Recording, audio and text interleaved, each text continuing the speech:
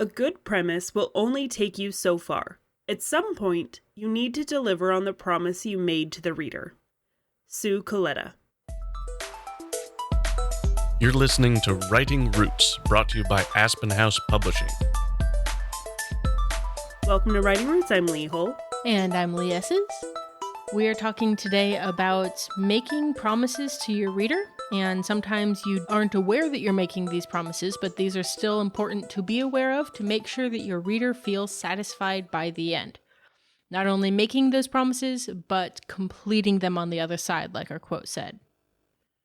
I just saw a really interesting TikTok that sort of talked about this subject in terms of romantasy.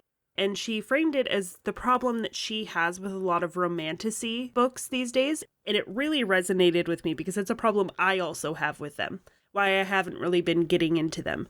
And it's because they fail to fulfill promises to the reader in regards to plot. They have such a hard time balancing the romance with the plot. And she used one example in particular where the book started out with the main character and her best friend getting attacked and the best friend getting kidnapped at gunpoint. And then main character finds out that she was actually supposed to be the target, so she's in danger, ends up getting a bodyguard, and it's that classic bodyguard trope. But then nothing ever happened to resolve the plot of the kidnapped best friend. So you made this huge promise to the reader at the beginning that this is going to be a major part of this story because you have such high stakes at the beginning. But then the main character every once in a while is like, oh, I miss my best friend, but she's doing nothing to get her back. And goes to a vigil for her best friend, and instead of really focusing and mourning or whatever, is using it as an opportunity to flirt with the bodyguard. And so it's like this really failed promise because they weren't able to establish that balance between the plot and the romance of it all. That's the thing that we need to avoid and that we're going to talk about today is even if you unintentionally establish these promises to your reader, like this plot is going to have really high stakes because this best friend has already been kidnapped at gunpoint, you have to do something to satisfy those promises. To be fair, if I got kidnapped at gunpoint, your bodyguard would also be flirting with you because your husband would 100% be your bodyguard in this case. Yeah, but I wouldn't prioritize flirting with him over finding you and taking revenge on whoever took you. I appreciate it. Introducing and breaking those promises that you make to the reader will guarantee negative reviews because people are looking to be satisfied with the storytelling in your book. So if you don't fulfill that promise, your readers are going to be unsatisfied and you're going to get negative reviews. The character was kidnapped and therefore the main character does need to solve the kidnapping. Another example that you might find that's incredibly common of those broken promises was the "it was all a dream." You've got this super cool, riveting, underwater, dark, cold opening sequence, and then the second chapter is they woke up and the first chapter is completely moot and there's no point of even having it because it was all a dream. Another broken promise. A lot of the cliches that readers get really annoyed at actually stems from this broken promise, not the fact that they've seen it too much. I'm going to call out Twilight on this one, in particular Breaking Dawn, because it had this beautiful tension buildup towards this final battle between different vampire factions and the werewolves were involved and all of that. And then nothing happened.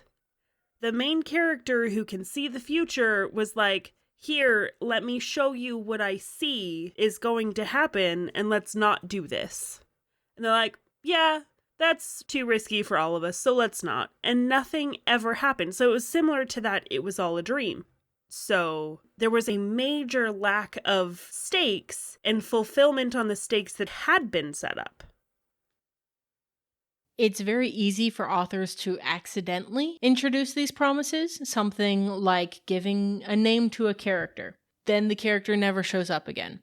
This can be very difficult because we see, oh, this character is important somehow. If it's a nickname, we know that the character is not important. If it's an actual name, then we assume we're expected to remember that particular character. So paying attention to who you're naming and who you're not naming can make a big difference in how you're promising these characters to show up in the future.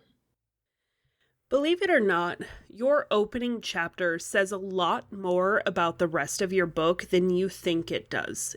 It establishes all of these stakes to start the book. It establishes your main character. It does a lot to set up your reader's expectations. So within that first chapter, you need to pay attention not only to what happens, but to how you are representing your character. So in the case of something like Hitchhiker's Guide to the Galaxy, yes, it's a sci-fi, but you are not going to be approaching this the same way you do that Star Wars or Star Trek. Because of the voice of the character, we are making a promise to the reader that this is satire, this is comedic, this is not just serious sci-fi. If that promise gets broken, people are going to be 3/4 of the way through going, why am I reading this? Because I wanted thing A and I'm getting thing B instead. Your genre also needs to be very clear to start. You need to make sure you're establishing those expectations because a thriller starts different than a murder mystery, than a fantasy, than a sci-fi, than a romance. All of these things start in different ways. And I think that was in the example from TikTok that I saw. It was established as this very action, thriller, mystery sort of start, but then played out like a romance. Beyond just the first chapter, the first act is establishing a lot of things about your story, especially in the case of trigger warnings and more mature content. Make sure you introduce those fairly early on. Doesn't have to be the opening chapter, but amongst the first few, because we don't want to get surprised by content 3/4 of the way through. But if you have characters that are swearing, then it will establish that you can expect swearing throughout the rest of the book. The beginning of The Martian is very clear there's going to be a lot of swearing in this book. A very common promise that you'll see throughout writing overall is the first 5 rule. That is, the first 5 people you introduce in your story are assumed to be the main characters, or at least involved as a whole. I'm actually kind of struggling with this at the moment because I kill 3 of my first 4 characters that I introduce by the end of chapter 1. So I'm hoping that I can start this first 5 from chapter 2 on, because then it works. But I don't know if this is going to work. I'm going to have to just send it to my beta readers and go, are you expecting these other characters to pop back up at some point? They don't show back up, but if you're expecting it, then I am breaking a promise as an author, and that needs to change. This rule, like most others in writing, can be broken if you do it right, if you're intentional about it, if there's a purpose to breaking it. Another thing that you can do with promises to your reader is building those footholds. We've talked about this technique in a number of episodes, but having footholds really helps build your story and makes it feel complete. Because having little threads that look like they could lead somewhere else or start a different plot helps everything feel really rounded and thought out if it's done correctly. If it's not done correctly, it just makes it feel sporadic and unintentional.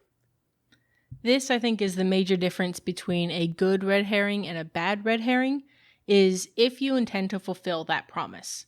If you intend to bring this up again, if you intend for this, even if it just leads the character in the wrong direction and the murderer is actually over here, but it does affect the story versus something that pops up like a Chekhov's gun and then never returns.